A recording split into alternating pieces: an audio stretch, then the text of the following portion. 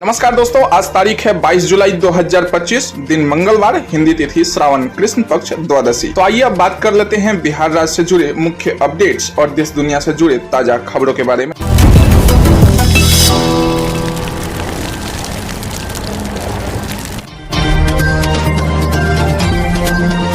श्रावणी मेला 2025 कांवड़िया पथ पर शिव भक्तों का रेला। हालांकि दोस्तों, श्रावण मास की दूसरी सोमवारी पर बाबा बैद्यनाथ को जलार्पण करने के लिए शिव भक्तों की कतार लगी हुई थी। कांवड़िया पथ पर शिव भक्तों का रेला लगा हुआ था।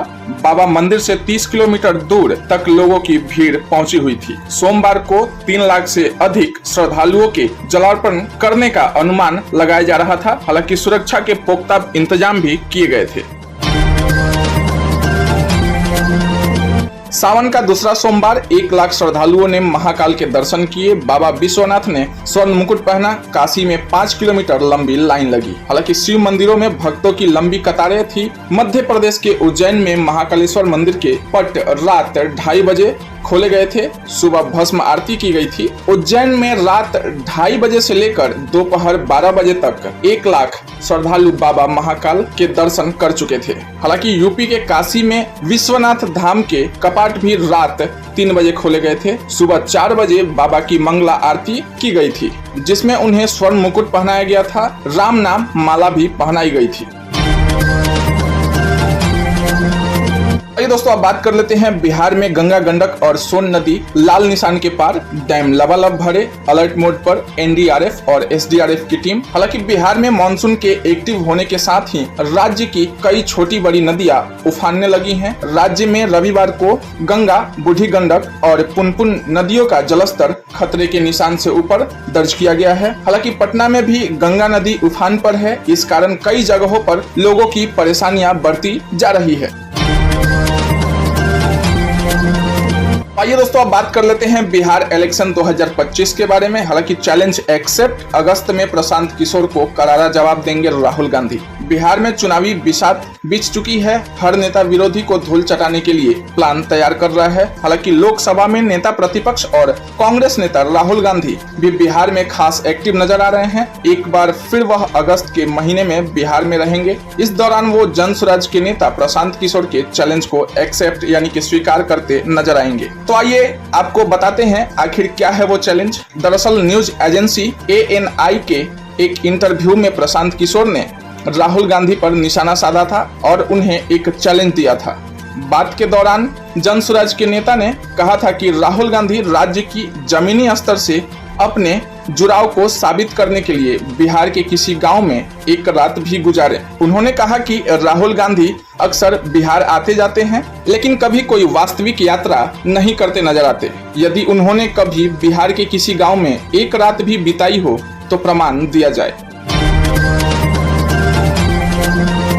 बिहार की राजनीति में नई हलचल। चर्चा में तेज प्रताप का नया सोशल मीडिया पेज। हालांकि पूर्व मुख्यमंत्री लालू यादव के बड़े बेटे तेज प्रताप यादव ने फेसबुक और एक्स यानी कि ट्विटर पर टीम तेज प्रताप यादव के नाम से नया अकाउंट बनाया है। साथ ही अपने सोशल मीडिया अकाउंट के जरिए जनता से उन्होंने फॉलो करने की अपील भी की है। राजनीतिक गलियारे में अब इस बात की चर्चा हो रही है कि क्या यह चुनाव को लेकर कोई नया इशारा है या फिर नई पार्टी बनाने का कोई प्लान। तो आइए दोस्तों, अब बात कर लेते हैं झारखंड के मिनी बाबा धाम के बारे में, जहां सावन में उमड़ती है आस्था। शंकराचार्य ने किया था नामकरण। हालांकि बता दें दोस्तों कि झारखंड के खूंटी जिले के तोरपा प्रखंड में बाबा अमरेश्वर धाम है। लोग श्रद्धा से इसे झारखंड का मिनी बाबा धाम भी कहते हैं। सावन में यहाँ बाबा के जलाभिषेक को लेकर श्रद्धालुओं का सैलाब उमड़ता है। वर्ष 1979 में जगत गुरु शंकराचार्य स्वरूपानंद सरस्वती ने शिवलिंग का नामकरण किया था। भक्तों की मान्यता है कि यहाँ जलार्पण करने से मनोकामनाएं पूर्ण होती है। तो आइए दोस्तों, अब बात कर लेते हैं माता जानकी मंदिर के बारे में। हालांकि पुरौना धाम में माता जानकी मंदिर की अमित शाह इस दिन रखेंगे आधारशिला। 880 करोड़ की लागत से होगा तैयार। हालांकि दोस्तों बता दें, अयोध्या में श्री राम मंदिर की तर्ज पर सीतामढ़ी के पुनौरा धाम में माता जानकी मंदिर का निर्माण भव्य तरीके से होने वाला है। इस बीच बड़ा अपडेट सामने आया है कि केंद्रीय गृह मंत्री अमित शाह माता जानकी मंदिर की आधारशिला रखेंगे। अगले महीने यानी कि 8 अगस्त को अमित शाह मंदिर की आधारशिला रखेंगे। करीब 880 करोड़ रुपए की लागत से मंदिर का निर्माण होगा।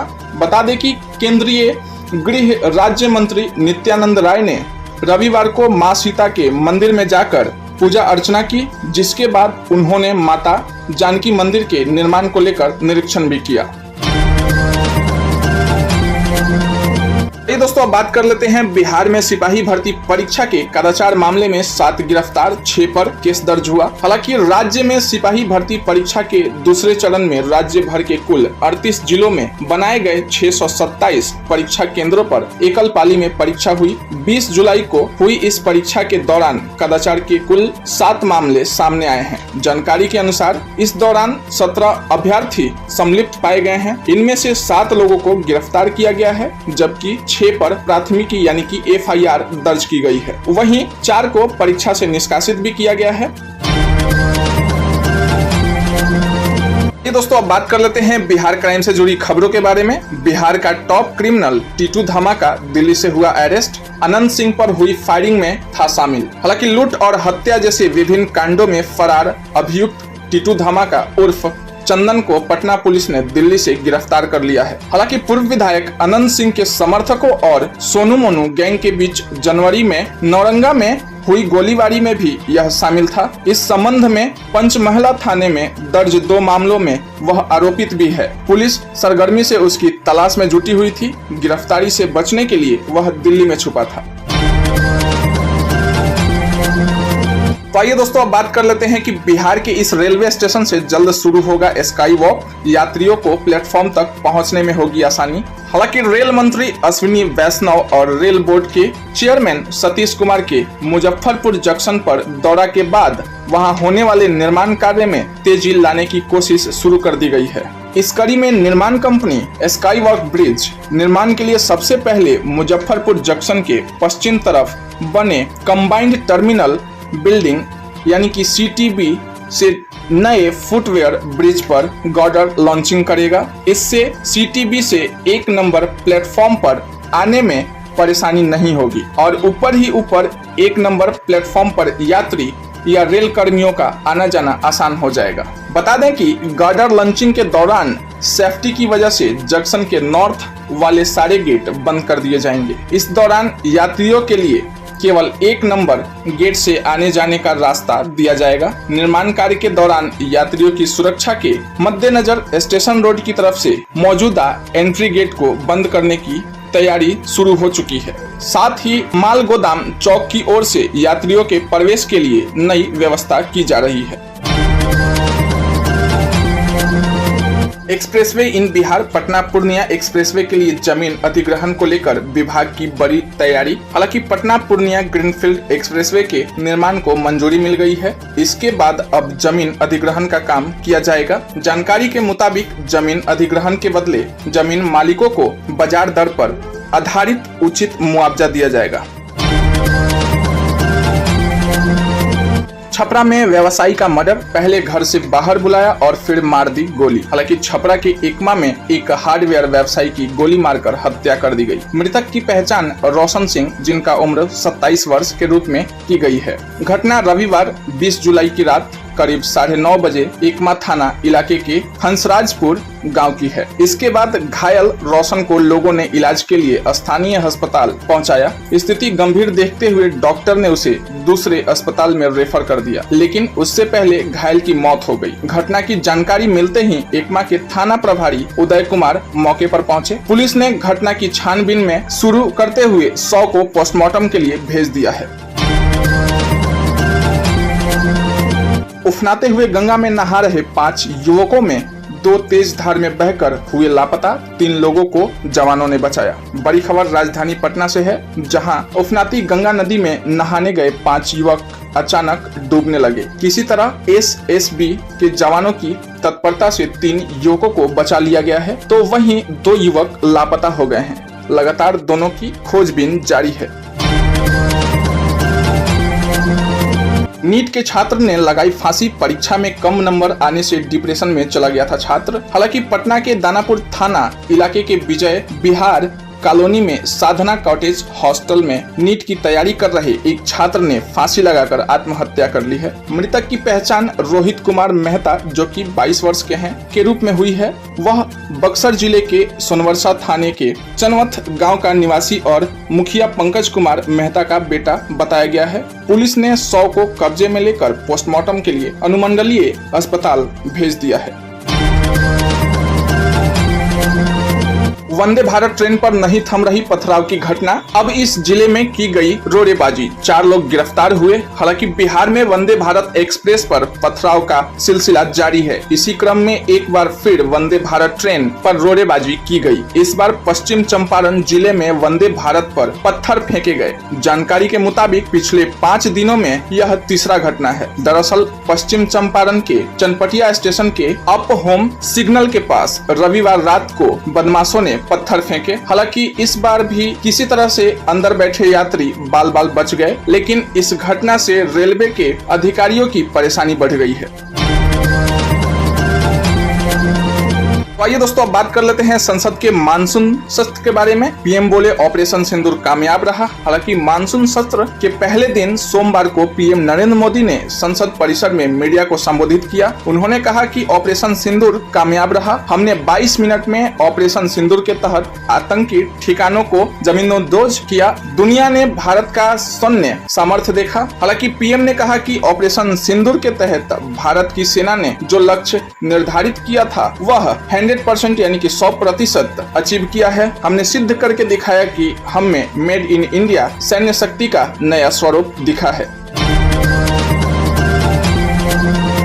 तो वहीं इजराइल के सीरिया पर हमले से ट्रंप नाराज। इजराइल के सीरिया पर हमले से ट्रंप नाराज हैं। एक्सियोस की एक रिपोर्ट के मुताबिक white house Israeli PM Benjamin Netanyahu के वर्ताव पर नाखुशी जाहिर की है। व्हाइट हाउस के अधिकारियों ने नेतन्याहू को पागल और ऐसा बच्चा जो सही व्यवहार नहीं करता तक कह दिया है। हालांकि व्हाइट हाउस का मानना है कि नेतन्याहू बेकाबू हो गए हैं और इस तरह काम कर रहे हैं जैसे उनके पीछे कोई राजनीतिक एजेंडा हो। एक वरिष्ठ अधिकारी ने एक्सियोस को बताया कि बीबी यानी कि नेतन्याहू पागलों जैसी हरकत कर रहे हैं। वह हर जगह बम गिरा रहे हैं। इससे ट्रंप की शांति कायम करने की कोशिशें कमजोर हो रही है।